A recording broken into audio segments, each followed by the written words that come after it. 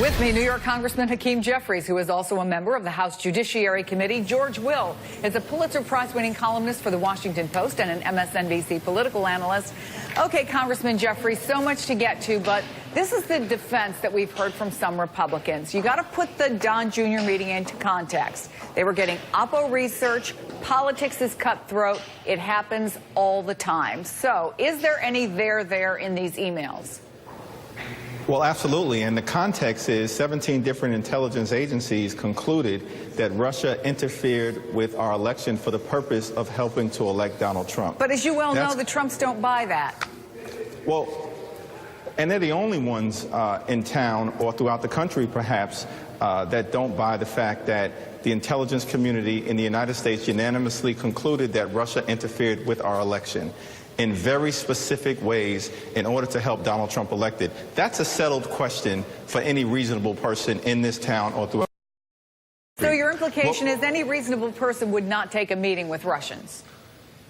No reasonable person should take a meeting with Russia for a variety of reasons, including if you're involved in the context of a campaign, it is a crime to solicit or receive assistance or in any way collude with a foreign power anywhere throughout the world, but particularly Vladimir Putin's treacherous dictatorship and his Russian empire. That makes no sense. It's not logical that Donald Trump Jr. would proceed with that meeting for any other reason than what should be obvious to almost everyone, which is it perhaps is indicative of a mindset that was designed to work with the Russians to receive information that could help Donald Trump seize the presidency and undermine Hillary Clinton's chances of being elected. And I'm sure you heard him last night. He said back then you have to put it in the context of the Russia thing wasn't a big deal at the time. But Senator Chuck Grassley said this afternoon that his committee is working on getting Donald Jr. to testify. Do you think he will? And what would you want to ask him? Well, I think he will perhaps testify at some point, although we've heard a lot of protestations of a willingness to be cooperative by all of these folks who are involved: Paul Manafort, Roger Stone, Michael Flynn, for instance. Jeff Sessions has suggested that they're going to be cooperative in different ways in different places. We haven't necessarily seen it. Now, the Intelligence Committee, I think, is going to have to proceed with its work on the House side and on the Senate side. I'm hopeful that that will be done in an open and transparent way because the American people deserve answers. And it's clear that Exhibit A right now, in terms of this quest for trying to figure out what happened, are the emails between Donald Trump Jr.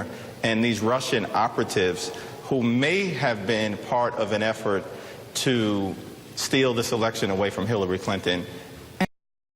Our democracy. So, George Will, as you look at the emails and then you heard what Donald Trump Jr. had to say last night, where in your mind does this fit into this investigation? Well, there are lots of threads here that Mr. Mueller and his investigators are going to tug on. What we know so far is that Donald Trump Jr. was a novice in politics, and this is, in a way, his father's defense and others' defense of him, is that he did not know or understand what we'll call the common law of American politics, that there are certain habits, mores, customs, dispositions that you acquire by being in politics for a while.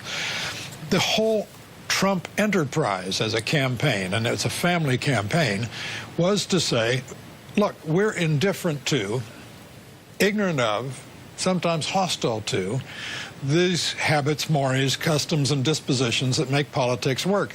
The sort of thing that someone more familiar with our politics would know going in would make him wary of a meeting with the Russians, a representative, that is, of a nation that is a hostile power toward the United States.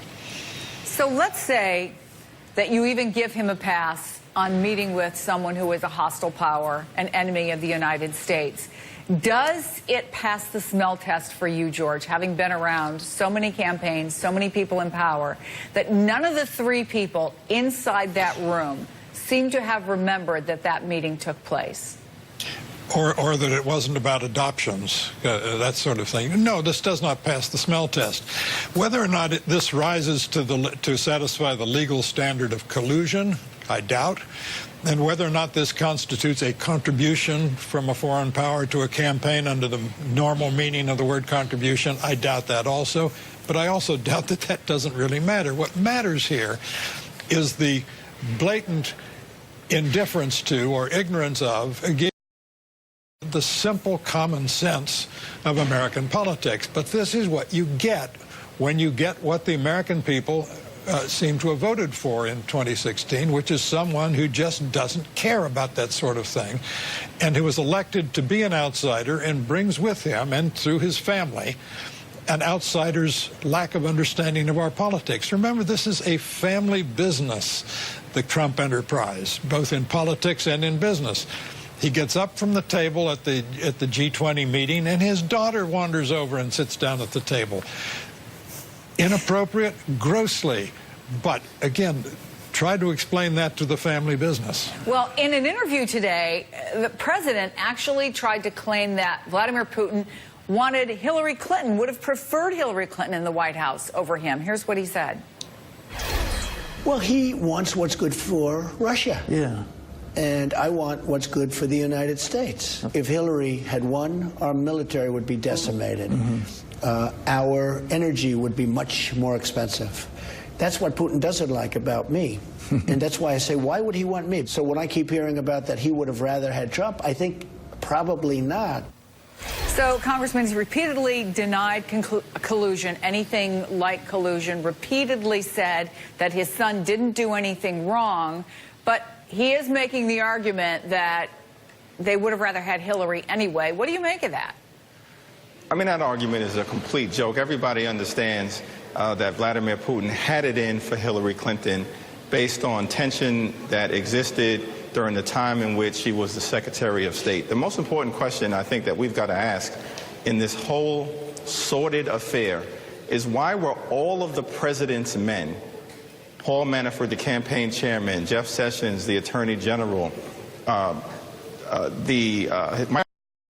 Cohen, his personal attorney, Carter Page, his foreign policy advisor, Donald Trump, his son-in-law, Jared Kushner, Roger Stone, his advisor, why were all of the president's men meeting with Russian spies during the same time that they were attacking our democracy?